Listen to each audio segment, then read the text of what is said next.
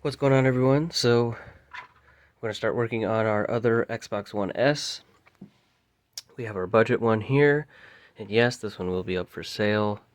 I really like how that sticker goes through the reservoir there. I'm glad I did that. So anyway, now I have the Batman Xbox up right now. I'm planning on waiting for that one to end, which is a few days left on it as I'm making this video right now. And then we'll post this one. But I want to do this one really quick. And at least have it done before this one's gone, so we can kind of do just a comparison to see. Obviously, I mean, this one's already kind of overkill. I still want to play like literally a really long period of games on it, several different games for like 3, 4, or 5 hours on it, and actually see what our temps want to get up to. I already did a 4K movie, and it stayed at 25.0. Wouldn't go any higher than that. Then I played some Wreckfest, which was a game known for dropping in frames per second. I really didn't notice any of that while playing on this one. It got up to 28, 29 actually playing games, but I only played for maybe an hour, hour and a half. Now, obviously, systems in general, water cooled or not, it's going to depend on your room. If you're playing in like a basement or like attic type of place where it's 80 degrees Fahrenheit or higher, that's especially if you have like a PlayStation 4, it's gonna sound like a jet engine eventually. But um, most of our rooms are around 70, maybe 75 tops. So anyway, it'll be interesting to see what our now this is a dual fan radiator, so we got one on top, one at the bottom for push and pull. This one has a DDC pump. This one we're going with the DC-12. And that's just because this one I've already used on this exact system before. I know it fits on the inside, at least when paired with this water block. So the whole plan with this one, I'm actually not going to use this top and bottom piece. I'm going to take those off and set them aside. They're in excellent shape. I'm going to water cool this one and then pretty much put it all back. And that's because I'm basically going to get a Series S and put all this stuff on that one. And then, I mean, it's pretty much exactly the same. The shape of it's a little squished together, a little bit taller, but everything else is pretty much the same on the inside. Mostly because not everyone, but there's a little group of people who are like, why wouldn't you do that? Well, why wouldn't you do this to a new gen console, and why do all that for 60 frames a second? Well, I mean, this one at least has a disk drive and 1 terabyte of space. The Series S, you could fit, what, Grand Theft Auto and Tetris on there? But I do have a Series X still in a box somewhere in the closet. I think I opened it, turned it on, played a game on it. I just prefer older stuff, whatever. I don't actually play that wide of a range of games, but I mean, whatever. It's just people's opinion. I don't know why people really care that much, but this seems to have gotten quite a lot of positive feedback, so I'm pretty confident it's going to sell. Just the controller, actually, people really like, which is cool. Anyway, back on track. So I have another 1S there that I got a long time ago, back when I water cooled this one, and then eventually decided to put it back to air-cooled factory look. I got that one for like 20 bucks just to use a couple of the inside parts. But I still have the case for it, and although it's in pretty terrible condition, it looks like it was actually burned on the back. It's just kind of dirty, it needs to be cleaned up. I'm going to use those, and so basically, obviously, we're doing an inverse, what we did on the first time, from what we did the first time on this one, which was I left it white. I got white, this radiator, white fan, the white ion reservoir, there it is right there. So it was just all white and then had red fluid. We're going to kind of reverse that and do everything red. Now, I left it downstairs, but I have the anodized red spray paint. And we're going to paint the bottom piece, well, to that one, just solid red. We're going to paint the disk drive solid red, anodized red. We're going to cut a little window out above the disk drive. And then, of course, cut out our area for our fan. And then on the top piece, we're going to leave it white and then just do like a heavy blood splatter effect just because I really like doing that up for the Grand Theft Auto Xbox. I think that looked awesome.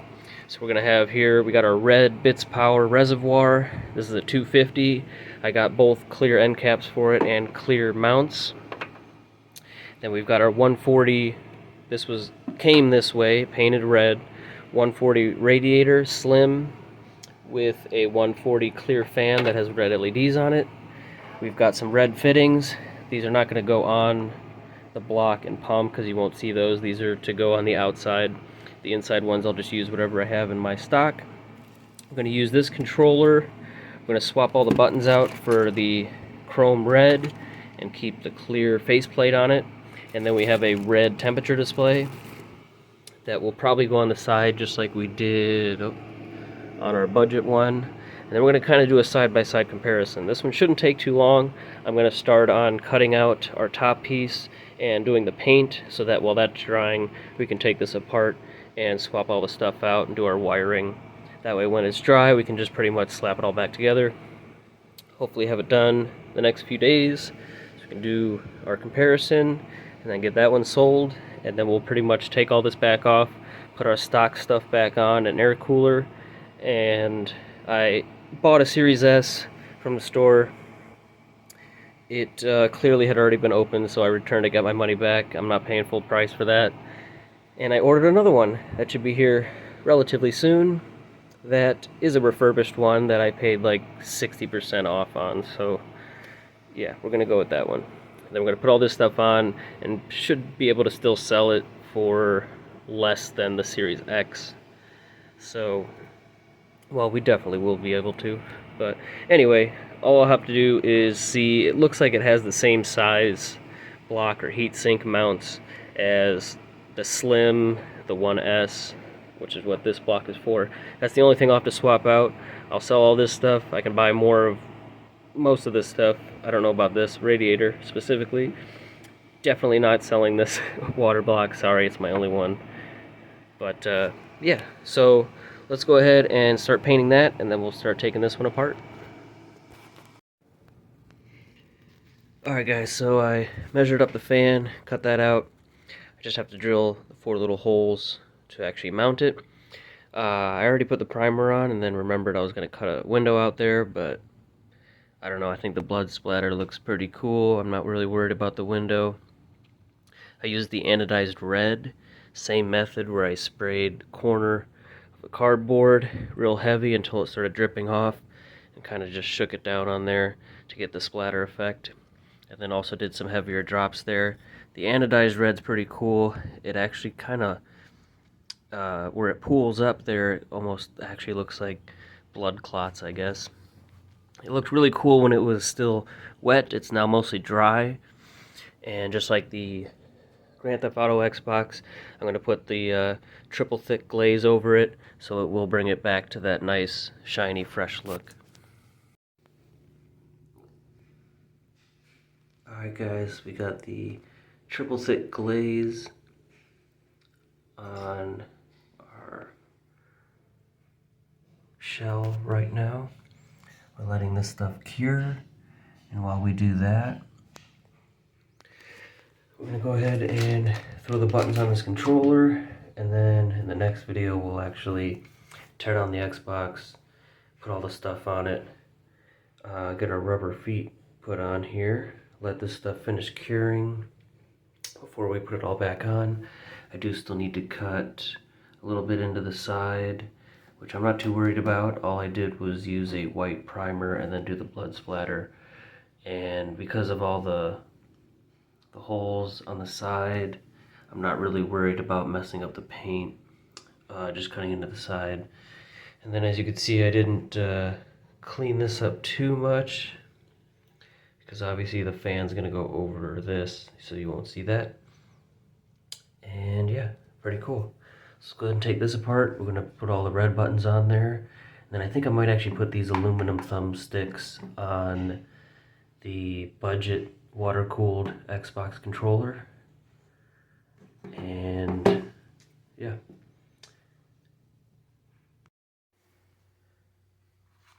Alright guys, got these buttons in. I like them a lot.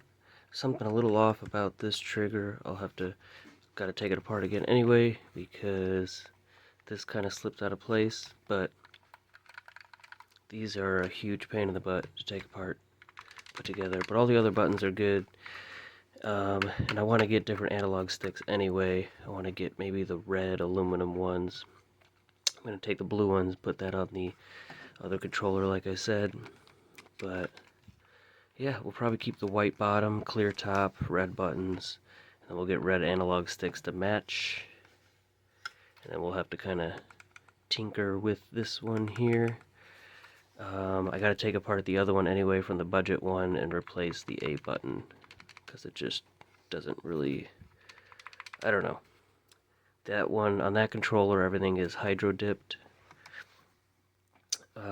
And that actually adds a tiny bit of thickness to all the buttons and everything.